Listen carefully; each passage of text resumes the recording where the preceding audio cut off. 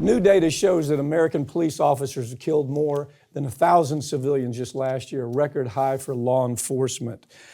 This story came out in Truth Out. Go ahead and pick it up. Yeah, so what we're looking at is 1,176 people in the year 2022 killed by police officers. About a third of them were involved in violent situations. So those are situations where the suspect may be pointing a gun at the police officer, could be in the process of attacking them. So as unfortunate as those are situations where it would be classified as provoked. What concerns me is the number of times that individuals were shot and killed during wellness checks, during a mental health call. Those are situations where police officers should not be the ones to respond. And to me, that's the problem here. Well, in Europe, for example, they have special people that go out and respond to that kind of thing. That's your point. Or we could send the firefighters out there, especially if it's somebody who's clearly having a mental health crisis. They don't know where they are, who they are. An armed police officer should not approach that individual. It's going to make the situation worse, as we see.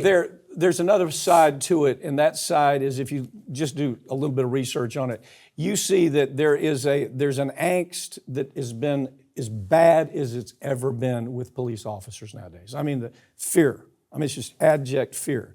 They see the stories where you're sitting in your police car and somebody comes up and shoots you. Standing on the street, somebody comes up and shoots you behind. These are real stories. If you follow the news, just all you got to do is headlines. We had one right down the road here. Not long ago. Exactly. So the numbers, what's causing this angst has to do with the numbers. That's what the police unions are saying.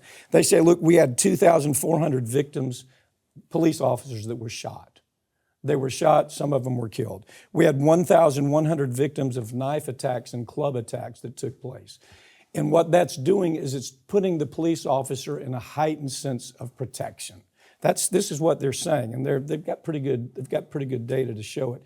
But it's way beyond that. I think a lot of it has to do with basic training. If we have this is the reality, then we have to train around that reality, don't we? We need better de-escalation tactics with these police officers. And that's something you and I have talked about for well over a decade, because we have plenty of cops who are more than willing to go out there, shoot first, ask questions later.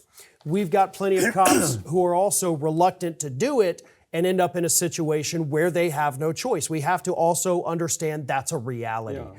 So what we have to have, first of all, is a distinction of those two scenarios. But in the case where you just have these trigger-happy cops, there has to be better de-escalation. There has to be better training, because, again, this doesn't happen anywhere else in the world. This is a uniquely American phenomenon.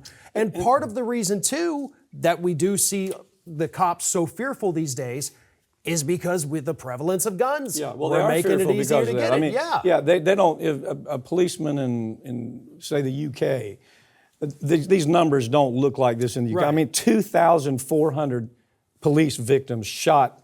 Not all of them killed, but shot in the process of making an arrest. 1,100 of knife attacks and club attacks. So that heightens, I guess, sense of fear. I can see that. It has to play into there. But then your point, I think, is, okay, we know that's a reality, so let's adjust to it and let's train around that. Well, and look, if you talk to these police unions, you're not going to find bigger supporters of gun control in the United States than these groups, because they understand they are on the front lines and they do see the real danger that everybody having a gun poses to society. And as you showed there with the numbers too, they're on the other side of it as well. Yeah, I think overall there was a 60% increase in violence against police, not just while they're making an arrest. When they're sitting in their police car, when they're walking down the street, a 60% increase in that level of violence.